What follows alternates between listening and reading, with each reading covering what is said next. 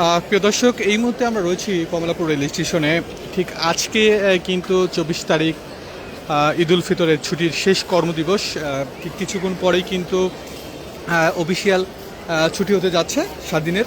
তো সেই উপলক্ষে আমরা যদি ঠিক আজকে কিন্তু অনেক কমলাপুর রেল স্টেশনে কিন্তু যাত্রীদের চাপ রয়েছে। ঠিক দুপুর থেকে আমরা দেখছি যে অতিরিক্ত যাত্রী চাপ। এই যাত্রী চাপের সাথে মাত্রা যোগ হয়েছে যে ট্রেনের যে শিডিউল, সেটি কিন্তু ইতিমধ্যে সকাল থেকে কয়েকটা ট্রেন কিন্তু ইতিমধ্যে শিডিউল বিলম্ব হয়েছে। আমরা দেখছি যে চট্টগ্রাম এক্সপ্রেস, যেটি চট্টগ্রামের উদ্দেশ্যে 14টা 15-তে ছেড়ে যাওয়ার কথা রয়েছিল, সেটি একটি সম্ভাব্য সময় কিন্তু এখন দিয়েছে 15টা। এবং সেই কারণেই কিন্তু কমলাপুর রেল স্টেশনের ঠিক মনিটরের সামনে যদি আমরা দেখাই যে অসংখ্য যাত্রী কিন্তু তারা অপেক্ষা করছেন ঠিক এখানে, দীর্ঘ সময় যাবত তারা অপেক্ষা করছেন। এবং আজকে শেষ কর্মদিবস হওয়ার কারণে কিন্তু এই যে ঈদের যে যাত্রার যে চাপ, সেটি কিন্তু মাত্রা যোগ করেছেন। এবং আমরা দেখাচ্ছি যে অসংখ্য যাত্রী কিন্তু কমলাপুর রেল স্টেশনে প্রবেশ করছেন শেষ সময় বলতে আজকে শেষ কর্মদিবস যেহেতু। এবং অনেকেই একটু আগে ভাগে কিন্তু অফিস থেকে বেরিয়েছেন এবং অনেকেই কিন্তু ঠিক এখন এই মুহূর্তে কিন্তু তারা ঢাকা চাচ্ছেন। আমরা যদি কমলাপুরের পরিস্থিতি আপনাদেরকে দেখানোর চেষ্টা করি যে অসংখ্য যাত্রী কিন্তু তারা এখানে অপেক্ষা করছেন। পাশাপাশি ট্রেনের শিডিউল বিলম্বের কারণে এই যে তীব্র গরমের মধ্যে কিন্তু যাত্রীদের অতিরিক্ত আরেকটু ভোগান্তির মাত্রা কিন্তু যোগ হয়েছে এই ঈদ যাত্রায়। আমরা দেখানোর চেষ্টা করছি যে অসংখ্য যাত্রী যারা অপেক্ষমান রয়েছেন এই কমলাপুর রেল স্টেশনে, বিশেষ করে যে সময়সূচি যেখানে মনিটর রয়েছে সেই জায়গায় কিন্তু তারা অনেকেই অপেক্ষা করছেন যে তাদের যে কাঙ্ক্ষিত ট্রেনটি, সেই ট্রেনটি আসলে কখন নাগাদ ছেড়ে যাবে। আমরা রাজশাহী কমিউটার ট্রেন যেটি 12টা 15-তে ছেড়ে যাওয়ার কথা রয়েছিল, সেটিও কিন্তু এখন পর্যন্ত ছেড়ে যেতে পারেনি। এবং 1টা 15-তে যে ট্রেনটি ছেড়ে যাওয়ার কথা রয়েছিল, সেটি সম্ভব আরেকটি সময় দেওয়া হয়েছে 15টা। আমরা দেখছি যে সকালেও কিন্তু ইতিমধ্যে ট্রেনের শিডিউল সেই শিডিউল কিন্তু বিলম্ব হয়েছে। পাশাপাশি দুপুরেও ট্রেনের শিডিউল বিলম্ব হয়েছে এবং গতকালকে রাত্রেও আমরা আপনাদেরকে দেখানোর চেষ্টা করেছি যে ট্রেনের শিডিউল কিন্তু বিলম্ব হয়েছে। এই ঈদ যাত্রায় ট্রেনের শিডিউলের যে বিলম্ব, সেটি কিন্তু ভোগান্তির মাত্রা যোগ করেছেন। এবং এই যে তীব্র গরমে যাত্রীরা যারা অপেক্ষমান রয়েছেন, তারা কিন্তু দীর্ঘ সময় কিন্তু কমলাপুরে তারা অপেক্ষা করছেন এবং তারা কিন্তু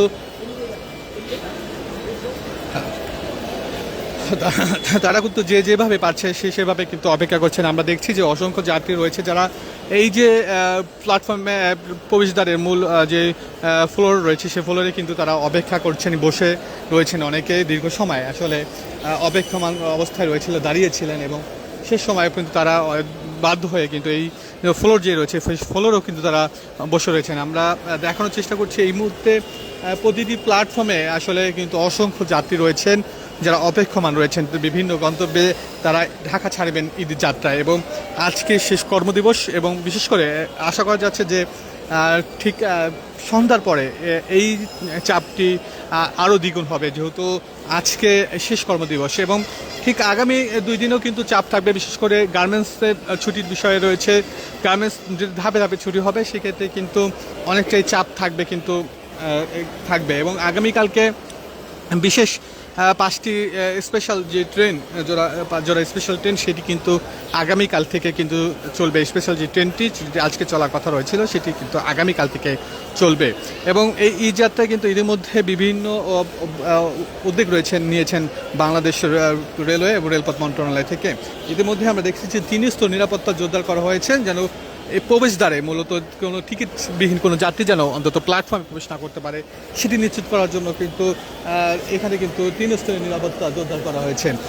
পাশাপাশি আমরা দেখেছি যে বিশেষভাবে বাংলাদেশ রেলপথ মন্ত্রণালয় থেকে কিন্তু ইতিমধ্যে জানানো হয়েছে যে বিশেষ করে শাহজাহানপুর এবং আর্মি ক্যাম্প যেখানে রয়েছে উত্তরা, সেখানেও কিন্তু আলাদা ক্যাম্প করা হয়েছে, যেহেতু এই যে স্টেশন কেন্দ্রিকগুলো যেখান দিয়ে আসলে মানুষ প্রবেশ করে, আসলে সেই জায়গা দিয়ে যেন অনায়াসে প্রবেশ না করতে পারে টিকিট ছাড়া, সেই জন্য কিন্তু এখানে অস্থায়ী ক্যাম্পের নির্দেশনা দেওয়া হয়েছে। পাশাপাশি বলা হয়েছে যে টিকিট যার ভ্রমণ তার, সেই নীতিতে কিন্তু রেলে ইতিমধ্যে জানিয়েছেন এবং সতর্কতা করে দিয়েছেন। বলেছেন যে বাংলাদেশ রেলের যে ওয়েবসাইট রয়েছে এবং রেল সেবা যে অ্যাপ রয়েছেন, সে অ্যাপের মাধ্যমে কিন্তু টিকিট কাটার জন্য বিশেষভাবে নির্দেশনা দেওয়া হয়েছে। আমরা দুপুরের থেকে দেখছি যে এই যে যাত্রীর যে সংখ্যা সেটি কিন্তু অনেকটাই বৃদ্ধি পেয়েছে। শেষ সময় এই যাত্রায় আসলে আজকে শেষ কর্মদিবস হয়, ইতিমধ্যে কিন্তু ঢাকা ছাড়ছেন নগরবাসী। আমরা সে চিত্র এই মুহূর্তে কমলাপুর থেকে দেখানোর চেষ্টা করছি আপনাদেরকে। এই ছিল দুপুরের আপডেট। পরবর্তী আপডেট পেতে রেল নিউজের সাথে থাকুন। এতক্ষণ রেল নিউজের সাথে থাকার জন্য অসংখ্য ধন্যবাদ।